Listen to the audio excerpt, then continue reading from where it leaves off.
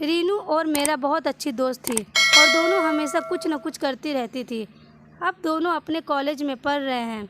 एक दिन की बात है, दोनों कॉलेज से आ रहे थे, तभी उन्हें एक बहुत बूढ़ा आदमी दिखाई दिया। दोनों ने सोचा कि चलो उसके पास जाकर कुछ पूछते हैं।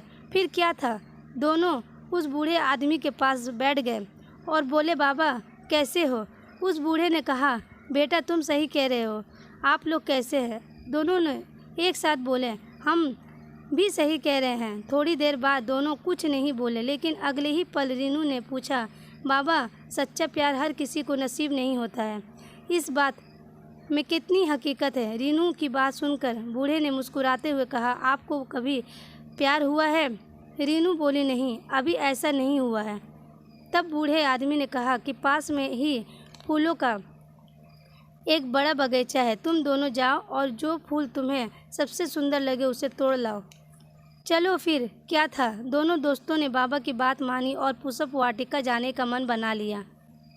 कुछ समय और बीता। जब दोनों फूलों का बगीचे में पहुँचे, वहाँ बहुत सारे फूल थे। दोनों ने लगभग 1 घंटे तक फूलों का बगीचा में सबसे सुंदर फूल को खोजा, लेकिन कुछ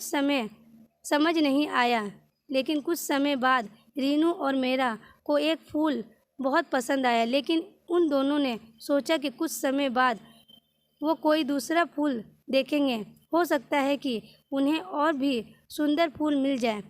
दोनों आगे बढ़ गए, लेकिन कुछ देर बाद दोनों ने सोचा कि चलो वही फूल तोड़ लेते हैं और बाबा के पास चलते हैं। लेकिन जब वो दोनों वापस आए तो देखा कि उस फूल को किसी और ने तोड़ लिया। दोनों दोस्त बहुत निराश हुए और बूढ़े के पास गए और बोले, बाबा बहुत दिनों के बाद हमें कोई फूल पसंद आया है, लेकिन इसे कोई और ले गया। उसकी बात सुनकर बूढ़ा हंसने लगा और बोला, बेटा यही है प्यार की हकीकत, जो सामने होता है उसकी कदर नहीं होती और जब वापस आते हैं तो वो भी नहीं मिलता। इसीलिए कई लोगों को सच्चा प्यार नहीं मिल पाता।